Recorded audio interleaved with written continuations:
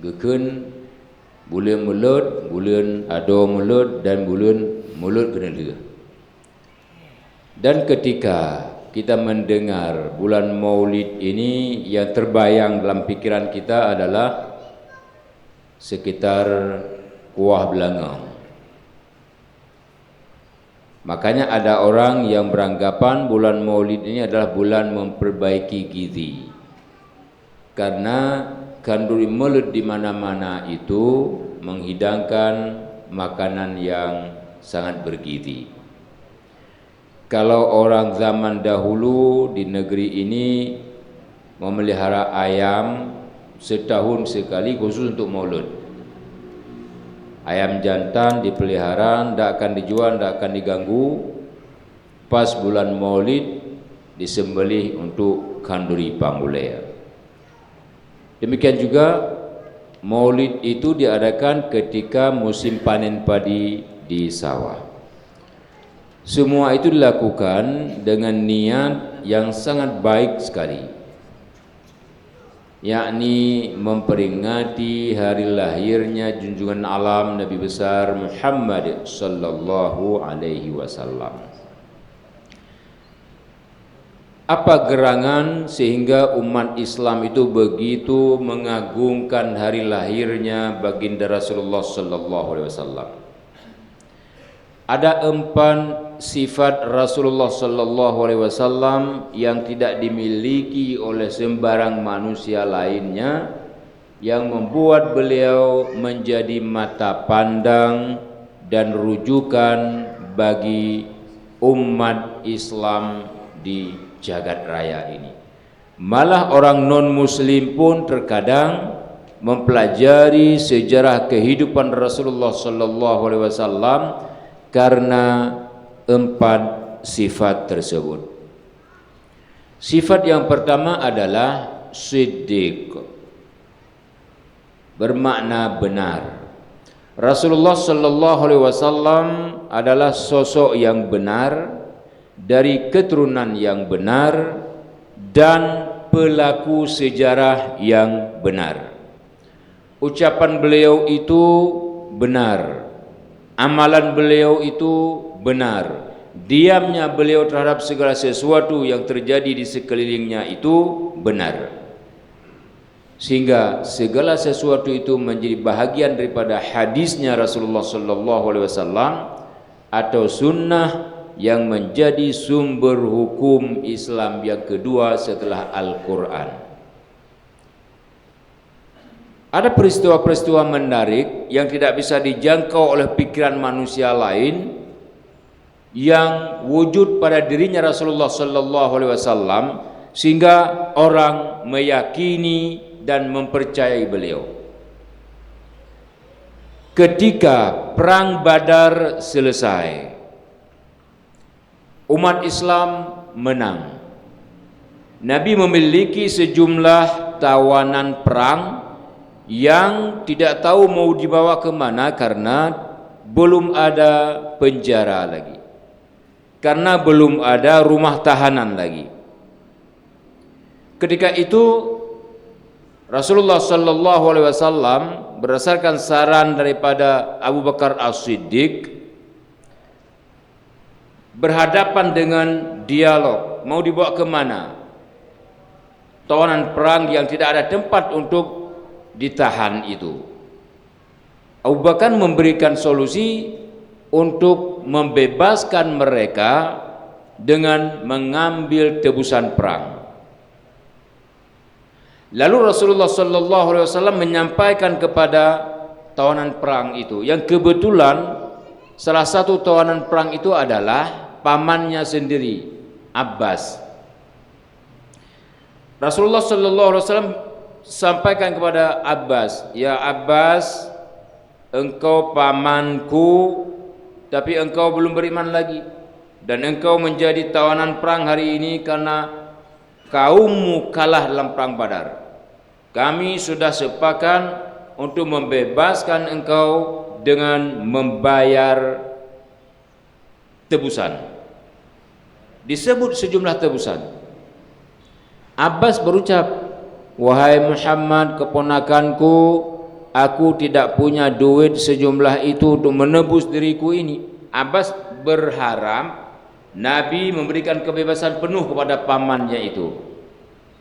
Lalu beliau mengatakan, pamanku, engkau bilang tidak ada duit untuk menebus dirimu, untuk menembus nyawamu. Kemarin engkau menitipkan sejumlah harta pada istrimu dan kamu mengamanahkan kepadanya dengan ucapan, harta ini wahai istriku engkau simpan, kalau aku mati engkau bagikan kepada 3 putra kita.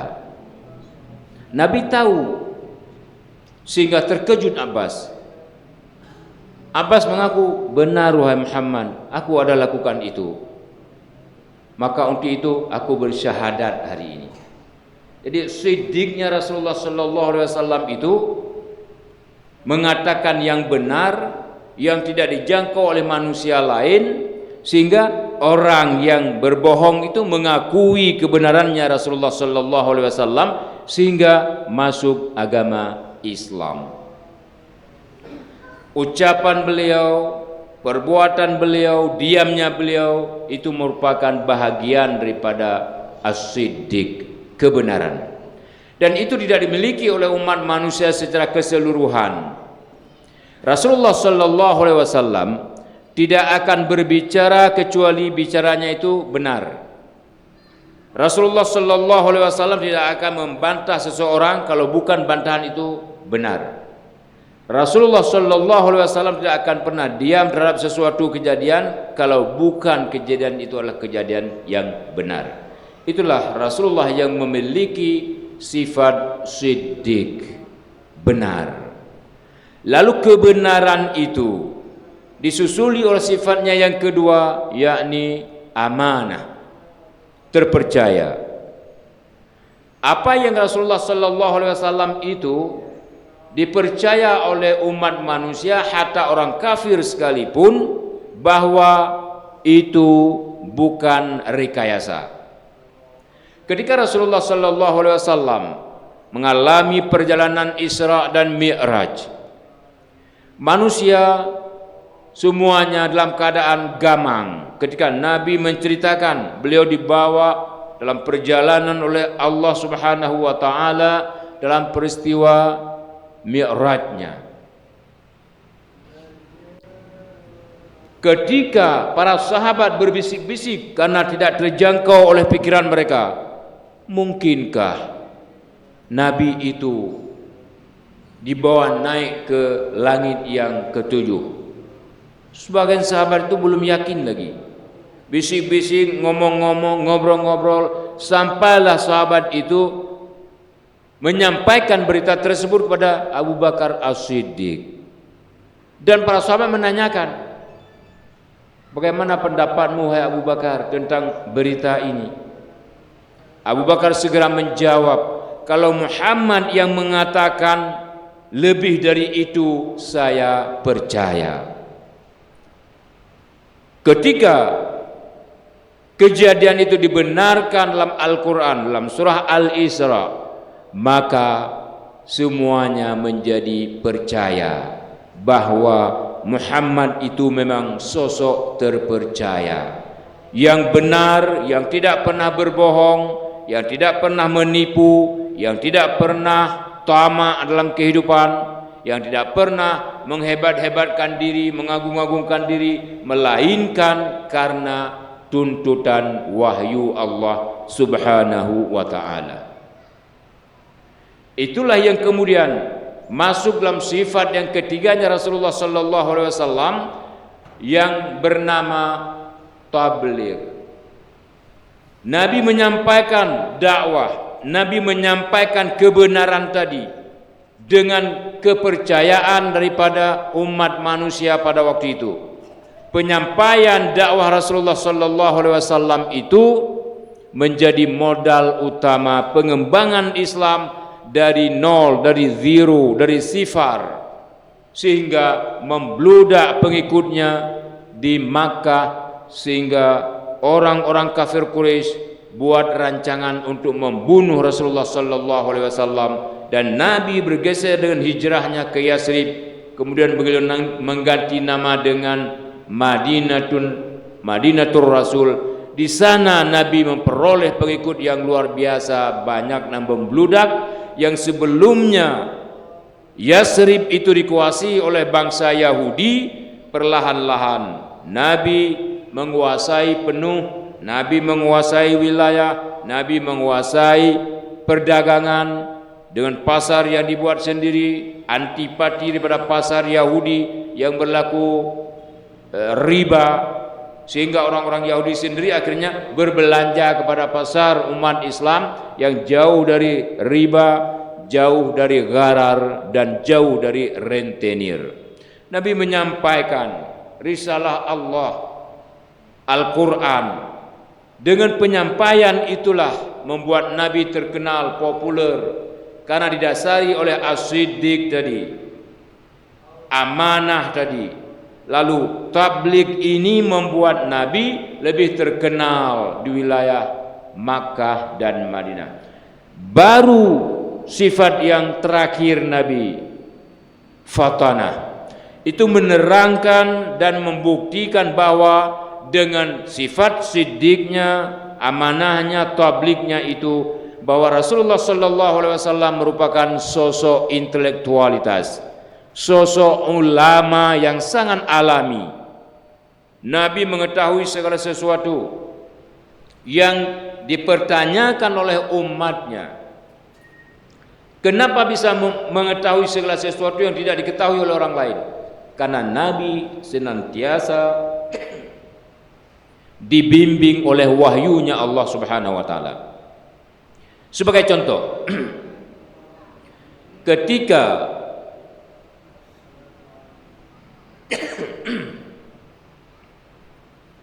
ada orang buta yang datang untuk menemui Rasulullah sallallahu alaihi wasallam, karena orang buta ini sudah mendengar sudah datang Rasul terakhir, dan orang buta ini ingin belajar kepada Rasul terakhir tersebut yang sudah lama dia dengar dalam Alkitab, dalam Taurat, dalam Injil. Lalu dia merangkak dengan tongkatnya ingin menjumpai Rasulullah sallallahu alaihi wasallam. Ketika sampai ke tempat Rasulullah, sementara Rasulullah sallallahu alaihi wasallam sedang meyakinkan beberapa tokoh Quraisy supaya tokoh Quraisy itu mau masuk Islam, salam daripada orang buta ini terlupakan dijawab oleh Rasulullah sallallahu alaihi wasallam. Orang buta itu bernama Abdullah ibnu Ummu Maktum. Begitu memberi salam kepada Rasulullah terlupakan untuk menjawabnya karena sedang menggarap tokoh-tokoh Quraisy itu. Dalam pikiran Rasulullah sallallahu alaihi wasallam, kalau tokoh Quraisy itu masuk Islam mempengaruhi kepada bangsa Quraisy semuanya. Apa yang terjadi kemudian? Abdullah ibnu Ummu Maktum yang buta mata itu bersedih hati karena tidak dijawab salamnya oleh Rasulullah sallallahu alaihi wasallam. Dengan meleleh air mata, orang buta itu kembali. Itu sebuah kesalahan yang dilakukan oleh Rasulullah sallallahu alaihi wasallam karena beliau tidak boleh salah, lalu Allah membenarkan beliau, menegur beliau. Abasa wa tawalla an ja'ahul a'ma. Allah mengatakan, Muhammad, engkau berpaling muka dan bermasam muka karena yang datang kepadamu itu adalah seorang buta. Hanya itu teguran Allah Subhanahu wa taala membuat Rasulullah sallallahu alaihi wasallam tidak tenang. Segera baginda Nabi mencari di mana sosok Abdullah ibnu Ummu Maktum untuk menyatakan permintaan maaf karena sudah khilaf, terlepas melayani salamnya Abdullah ibnu Maktum. Indah sekali ungkapan yang disampaikan oleh Rasulullah sallallahu alaihi wasallam ketika berjumpa dengan Abdullah ibnu Ummu Maktum. Beliau beri salam dan beliau mengucapkan kata-kata yang cukup penuh makna. Wahai manusia, yang karena engkau aku ditegur oleh Tuhanku. Itu ucapan yang diucapkan oleh Rasulullah sallallahu alaihi wasallam. Sehingga menebus keterlanjuran dan kesalahan Rasulullah sallallahu alaihi wasallam tadi membuat Nabi tidak pernah salah. Dan Nabi tidak pernah membesarkan kepala karena beliau seorang nabi, karena beliau seorang rasul, karena beliau seorang imam, karena beliau seorang pemimpin. Hatta dengan orang buta pun Nabi menghargai karena bimbingan Allah melalui wahyu. Ketika Nabi melepaskan tawanan perang Badar tadi, ternyata Allah tidak menginginkan Nabi melepaskan tawanan perang Badar. Maka pamannya Abbas yang masuk Islam itu bebas. Tapi yang lain yang belum dilepaskan, Nabi ditegur oleh Allah Subhanahu wa taala ketika melepaskan ronde pertama tawanan perang Badar tersebut. Turun surah Al-Anfal ayat 97 yang mengatakan tidak layak bagi seorang rasul untuk memiliki tawanan-tawanan perang melainkan harus diakhirinya. Lalu tawanan perang itu semuanya mengikuti pendapat Umar bin Khattab dan pendapat Abdullah ibnu Rawahah untuk dimusnahkan. Yang tadinya Nabi setuju dengan pendapat Abu Bakar, dilepaskan ambil tebusan perang. Ternyata Allah tidak mengizinkan.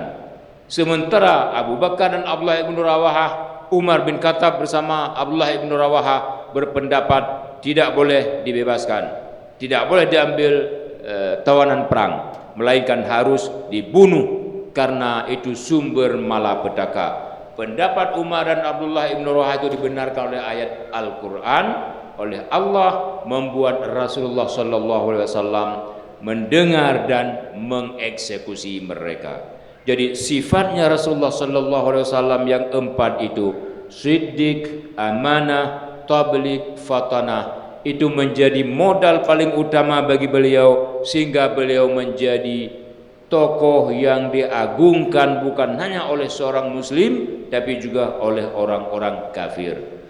Apa yang kita bisa ambil dari peringatan Maulid setiap tahunnya dilakukan oleh umat Islam?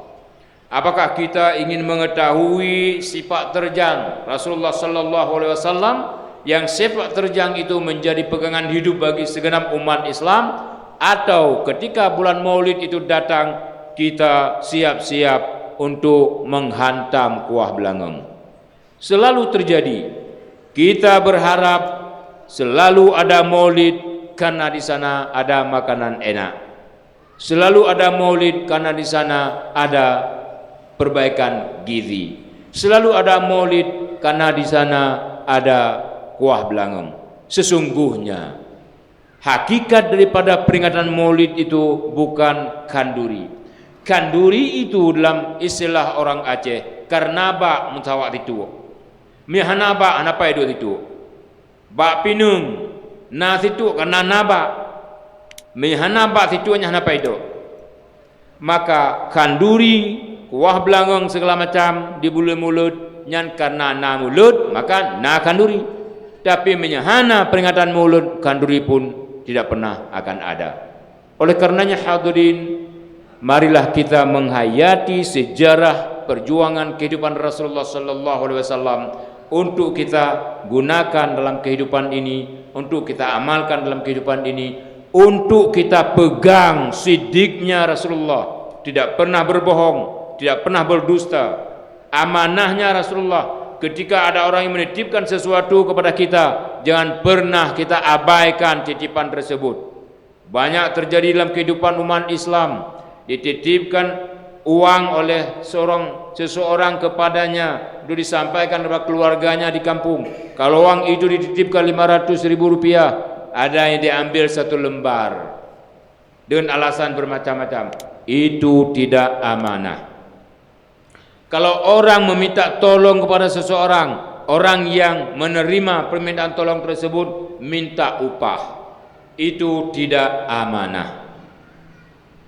Rasulullah sallallahu alaihi wasallam tidak pernah menerima upah, tidak pernah menerima sedekah, tapi Rasulullah sallallahu alaihi wasallam selalu memberikan upah dan selalu memberikan sedekah. Bagaimana mungkin kita mengatakan diri kita orang benar, orang amanah, tapi selalu minta upah, selalu minta sedekah? Kita di mana-mana bilang al ulama warasatul anbiya, dan kita klaim ini kami ulama, ini penerus Nabi. Nabi tidak pernah minta sedekah. Kita ulama begitu ceramah tidak diberikan sedekah, tidak datang lagi pekan depan. Bagaimana kita mengatakan diri kita ini umat Nabi? Dan untuk apa maulid setiap tahun? Perilaku seperti ini tidak kita rubah. Oleh karenanya hadirin sedang jamaah salat maghrib yang dimuliakan Allah, marilah kita renungkan kembali fungsi dan eksistensi daripada peringatan maulid ini, bukan semata-mata karena kanduri, tapi karena semata-mata mengikuti jejak langkah Nabi yang memiliki 4 sifat: siddiq, benar, amanah, terpercaya, tabligh, menyampaikan, dan fatanah, cerdik, pandai, cerdas. Bagaimana kita meningkatkan kualitas hidup ini menjadi orang cerdas, menjadi orang pandai, sehingga musuh-musuh Allah tidak mampu menghancurkan kekuatan kita yang beragama Islam ini. Hari ini orang-orang Yahudi membombardir wilayah Palestina, tidak ada pembelaan dari umat Islam. Padahal Rasulullah sallallahu alaihi wasallam dahulu seorang diri mengembangkan Islam, tapi mendapatkan keberhasilan dan kejayaan yang luar biasa. Sekarang di mana-mana ada umat Islam, saudara muslimnya dibombardir, tidak ada pembelaan. Apa yang kita banggakan? Ada sesuatu yang tidak benar pada diri umat Islam hari ini, wabil khusus pada pemimpin-pemimpin umat Islam yang diam terhadap kezaliman dan membiarkan bangsa Islam itu dihancurkan, baik sosok, peradaban, agama maupun wilayah yang umat Islam itu duduki.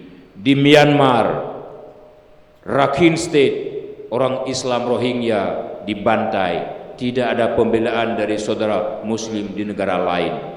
Di Cina Uighur, umat Islam dibantai, tidak ada pembelaan dari umat Islam lain, padahal negara mayoritas muslim ada di mana-mana di pelosok dunia ini. Apalagi di Palestina, di India, umat Islam dibantai oleh kaum Hindu, tidak ada pembelaan, karena umat Islam ini, khususnya para pemimpin, hilang dari 4 sifat Rasulullah sallallahu alaihi wasallam dan dibiarkan begitu saja, tidak menggali, tidak mengkaji, dan tidak mengikuti sifatnya Rasulullah sallallahu alaihi wasallam.